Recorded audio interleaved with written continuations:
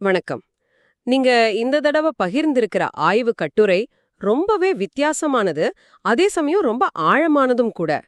தலைப்பே பாருங்க, அத்வைத்தம், கிறிஸ்துவம் மற்றும் மூன்றாவது வெளி. அபிஷிக்தானந்தர் மற்றும் பீட் கிரிஃபித்ஸ் பற்றிய ஒரு ஆய்வு. ஆமா. இது மேற்கத்திய நாடுகள்ல இருந்து இந்தியாவுக்கு வந்த 2 கிறிஸ்துவ துறவிகள். இங்க இந்து மதத்தோட அத்வைத வேதாந்தத்துல தங்கள முழுசா ஈடுபடுத்திக்கிட்டத பத்தின ஒரு ஆய்வு. ஆமா. இது வெறும் 2 மதங்களை ஒப்பிட்டு பார்க்குற விஷயம் இல்ல. ஒரு தனி மனுஷனோட மனசுக்குள்ள 2 பெரிய நம்பிக்கைகள் ஒன்னோட ஒன்னு சந்திக்கும்போது, மோதும்போது, உரையாடும்போது என்ன நடக்குதுங்கிறத ரொம்ப ஆழமா பாக்குது. அப்போ ஒரு புதிய இறையியலே உருவாகுதுங்கிறீங்க? கரெக்ட்.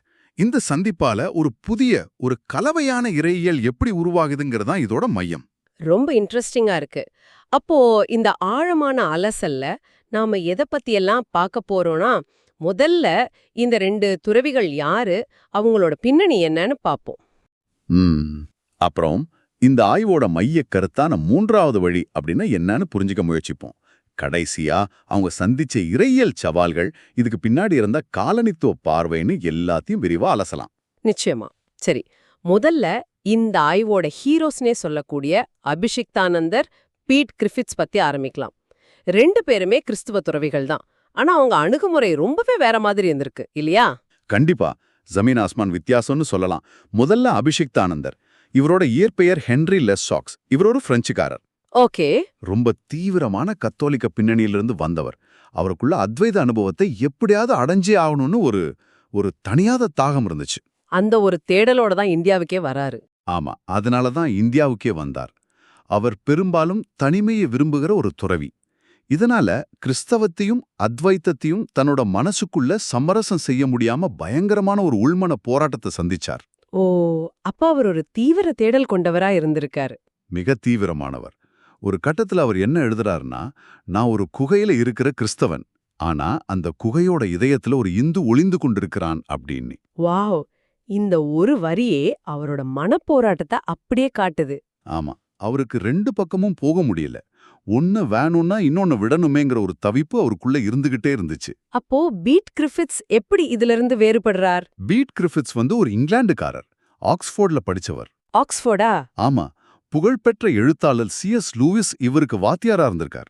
ஆரம்பத்திலிருந்தே அவருக்கு கவிதை, கற்பனை மூலமா உண்மையை தேடுறதுல ஆர்வம் அதிகம். அப்போ அபிஷிக்தானந்தர் மாதிரி நேரடி அனுபவத்தை விட, ஆமா, நேரடி அத்வைத அனுபவத்தை அடையணுங்கிறத விட இவரோட நோக்கம் வேறையா இருந்துச்சு.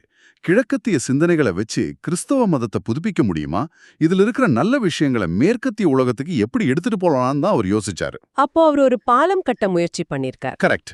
ஒரு பாலம் கட்ட முயற்சி பண்ணாருன்னு சொல்லலாம். அப்போ ஒருத்தர் அந்த அனுபவத்துல மூழ்கணும்னு நினைச்சார், இன்னொருத்தர் அதை புரிஞ்சுக்கிட்டு வெளியில இருக்கிறவங்களுக்கு சொல்லணும்னு நினைச்சார். சரிதானே? மிகச் சரியா சொன்னீங்க. அபிஷிக்தானந்தர் ஒரு நெருப்பு மாதிரி அந்த அனுபவத்துல தன்னை எரிச்சிக்க துணிஞ்சார். கிரிஃபித்ஸ் ஒரு அறிஞர் மாதிரி அந்த நெருப்பை பத்தி ஆராய்ஞ்சு அதோட தன்மையை மத்தவங்களுக்கு விளக்க முயற்சி பண்ணார். இந்த வேறுபாடுதான் அவங்களோட பயணத்தையே தீர்மானிச்சிருக்கு. ஆமா, சரி. இப்போ இந்த ஆய்வோட தலைப்புலேயே இருக்கிற அந்த 3வது வெளி, அதாவது தேர்ட் ஸ்பேஸ்ன்ற கான்செப்டுக்கு வருவோம்.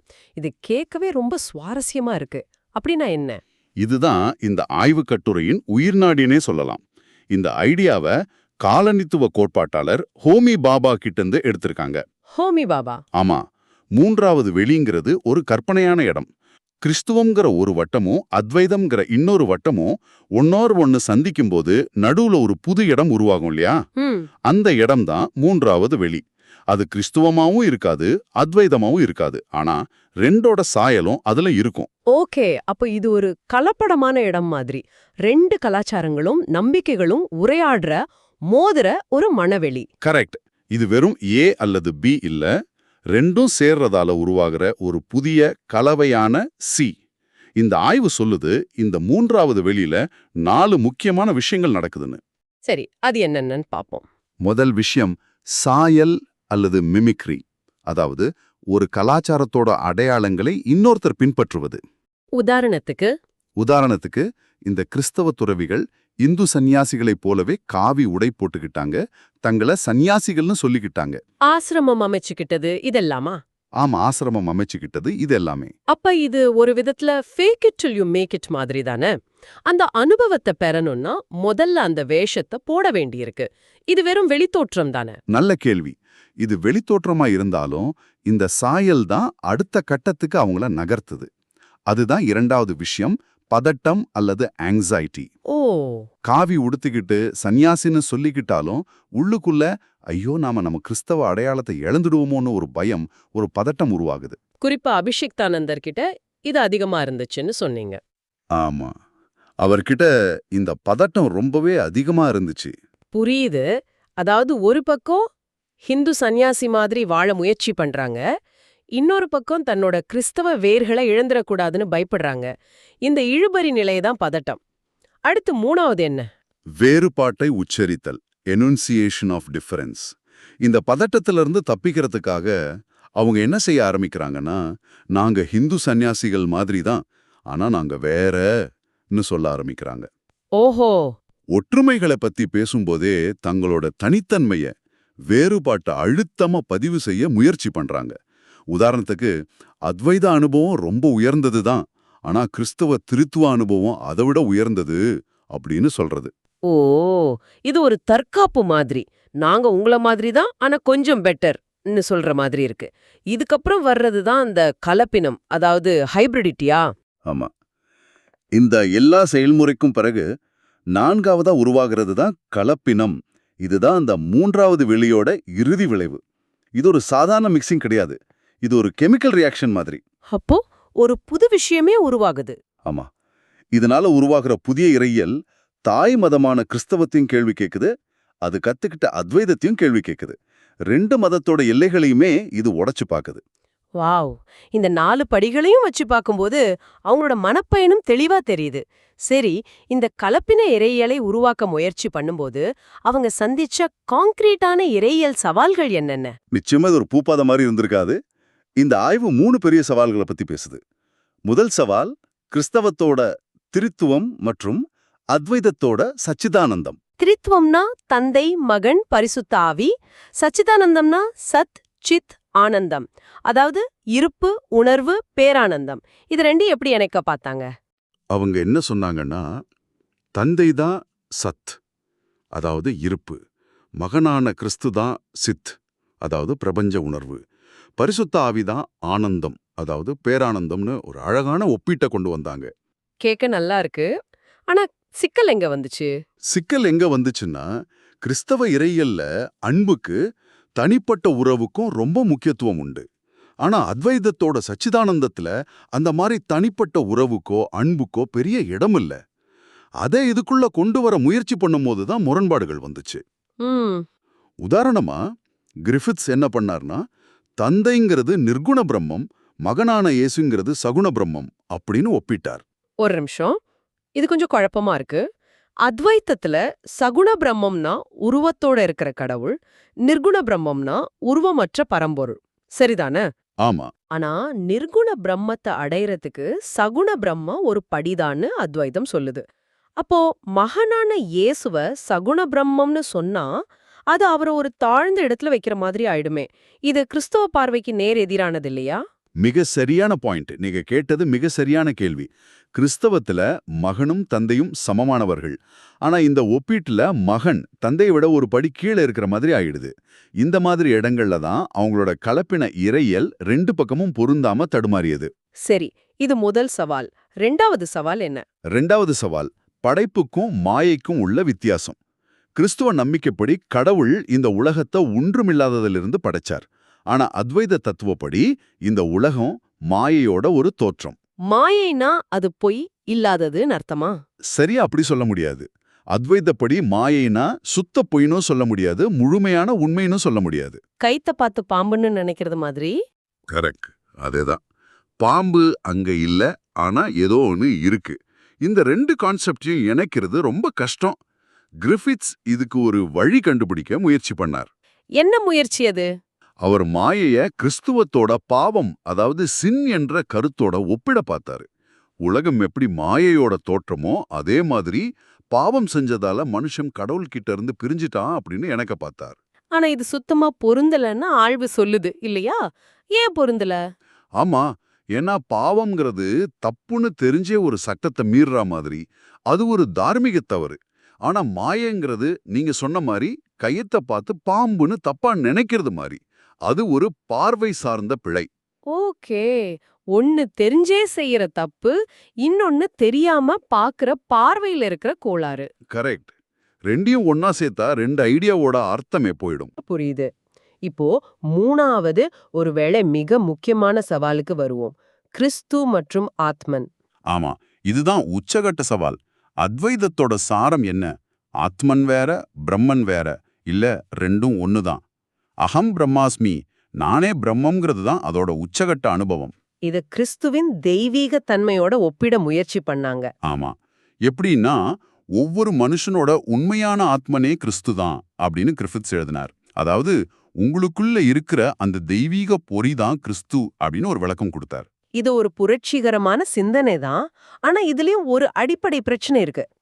அத்வைதிகள் அகம் பிரம்மாஸ்மி, நானே பிரம்மம் அப்படின்னு சொல்றாங்க. ஆனா கிறிஸ்தவர்கள் யாரும் நான் கிறிஸ்து அப்படின்னு சொல்றதில்லையே. எக்ஸாக்ட்லி, அதுதான் முக்கியமான வேறுபாடு.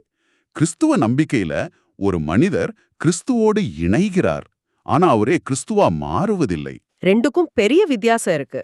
ஆ, அத்வைத்தத்தோட ஒன்றாதல் அனுபவத்தை அப்படியே கிறிஸ்தவத்துக்குள்ள கொண்டு வர முயற்சி பண்ணும்போது இந்த அடிப்படை வேறுபாடு ஒரு பெரிய தடையா நிக்குது. ஆக மொத்தம் இவங்க கட்டல் நினைச்ச பாலம் 2 பக்கமும் சரியா சேராம நடுவுல தொங்கிக்கிட்டு இருந்திருக்கு. சரி, இப்ப கொஞ்சம் பார்வையை விரிவுபடுத்தலாம். இந்த துறவிகள் இந்தியாவுக்கு வந்தது காலனியத்துவம் முடிஞ்ச காலகட்டத்துல. அந்த அரசியல், சமூக பின்னணி இவங்களோட பார்வைய எந்த அளவுக்கு பாதிச்சது? இது ரொம்ப முக்கியமான ஒரு கேள்வி. இந்த ஆய்வு எட்வர்ட் செய்தின் ஓரியன்டலிசம்ங்கிற கோட்பாட்டை வச்சு ஒரு கடுமையான விமர்சனத்தை முன்வைக்குது. ஓரியன்டலிசம்னா என்னன்னு கொஞ்சம் விளக்க முடியுமா? சிம்பிளா சொல்லணும்னா, மேற்கத்திய நாடுகள் கிழக்கு நாடுகளை ஒரு குறிப்பிட்ட சட்டகத்துக்குள்ள வச்சுதான் பார்க்கும். இந்தியானா யோகிகள், சாமியார்கள், ஆன்மீகம், இந்த மாதிரி சில ஸ்டீரியோடைப்புகளை வச்சுதான் புரிஞ்சுக்கும். அவங்களுக்கு புரியுற மாதிரி அவங்களுக்கு வசதியான ஒரு இந்தியாவை அவங்களே உருவாக்கிக்கிறாங்க. ஓகே. அப்போ இந்த துறவிகள் எப்படி அந்த பார்வையோட இந்தியாவை பார்த்தாங்க? இந்த ஆய்வு சுட்டிக்காட்டுற ஒரு உதாரணம், அவங்க இந்து மதத்தையே அத்வைத வேதாந்தமா மட்டும் பார்த்ததுதான். வேதங்கள், உபநிடதங்களை அடிப்படையா கொண்ட பிராமணர்களால் முன்னெடுக்கப்பட்ட அத்வைதத்தை மட்டும்தான் உண்மையான இந்து மதம்னா அவங்க பார்த்தாங்க. ஆனா இந்தியாவுல தலித் இறையியல் இருக்கு, பக்தி மார்க்கம் இருக்கு, நாட்டார் தெய்வ வழிபாடு இருக்கு.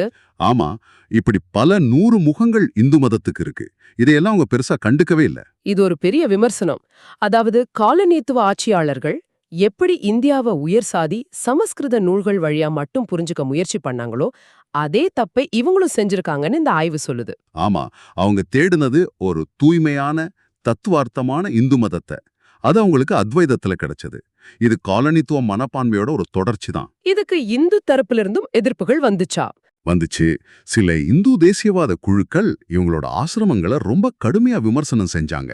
என்ன சொல்லி? இது மதமாற்றத்தோட ஒரு புதிய ஏமாத்து வேலை. காவியோட போட்டுக்கிட்டு இந்து மதத்தோட அடையாளங்களை திருடி கடைசியில கிறிஸ்தவத்தை தான் பரப்புறாங்க. இது காலனித்துவத்தோட ஒரு மோசடி அப்படின்னு குற்றம் சாட்டினாங்க.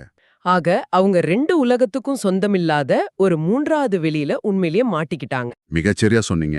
அவங்க உருவாக்க நினைச்சதும் அந்த 3வது வழிதான். ஆனா அவங்க சிக்கிக்கிட்டதும் அந்த 3வது வழிதான். அப்போ இந்த ஆய்வோட முடிவு என்ன? இந்த 2 துறவிகளோட முயற்சி ஒரு முழுமையான தோல்வியா இல்லையா? இந்த ஆய்வு அவங்களோட முயற்சியை வெற்றியா தோல்வியான்னு முத்திர குத்தல. அதுக்கு பதிலா இந்த சந்திப்பு எவ்வளவு சிக்கலானது, சில சமயம் வலிக்கக்கூடியது, ஆனா அதே சமயம் எவ்வளவு ஆக்கப்பூர்வமானதுன்னு காட்டுது. அவங்க உருவாக்கின அந்த கலப்பின இறையியல் 2 மரபுகளோட எல்லைகளையும் கேள்விக்குள்ளாக்குச்சு. அதுதான் அவங்களோட பெரிய பங்களிப்புங்கிறீங்க. ஆமா, உதாரணத்துக்கு ஒரு கிறிஸ்தவரால அகம் பிரம்மாஸ்மிங்கிற உணர்வை அனுபவிக்க முடியுமா? அத்வைதத்துல அன்புங்கிற கருத்துக்கு கிறிஸ்தவத்துல இருக்கல மாதிரி ஒரு மையமான இடம் இருக்கா? இந்த மாதிரி ஆழமான கேள்விகளை அவங்களோட வாழ்க்கையும் எழுத்துக்களும் எழுப்புச்சு. அந்த கேள்விகள் தான் இன்னைக்கு வரைக்கும் முக்கியமா இருக்கு. கரெக்ட். அவங்க முழுமையான பதில்களை கண்டுபிடிக்கல, ஆனா சரியான கேள்விகளை கேட்டாங்க. ரொம்ப ஆழமான ஒரு அலசல். இது உங்களுக்கும் ஒரு சிந்தனைய தூண்டலாம். நாமளும் நம்ம வாழ்க்கையில நம்ம நம்பிக்கைகள்ல இருந்து முற்றிலும் மாறுபட்ட ஒரு சித்தாந்தத்தையோ ஒரு கலாச்சாரத்தையோ ஏன் ஒரு பின்ன மனுஷனையோ ஆழமா புரிஞ்சுக்க முயற்சி பண்ணுவோம். ம். அப்படி முயற்சி பண்ணும்போது நாம பார்க்கறதுல எவ்ளோ தூரம் அந்த விஷயத்தோட உண்மையான தன்மை இருக்கு, எவ்ளோ தூரம் நம்மளோட சொந்த கண்ணோட்டத்தை, நம்மளோட எதிர்பார்ப்புகளை அத மேல நாம சுமத்துறோம், நம்ம மனசுக்குள்ளேயும் இந்த மாதிரி ஒரு மூன்றாவது வெளி உருவாகுதா? அப்படி உருவானா அதுல என்ன மாதிரியான உரையாடல், என்ன மாதிரியான மோதல் நடக்குதுன்னு யோசிச்சு பாருங்க.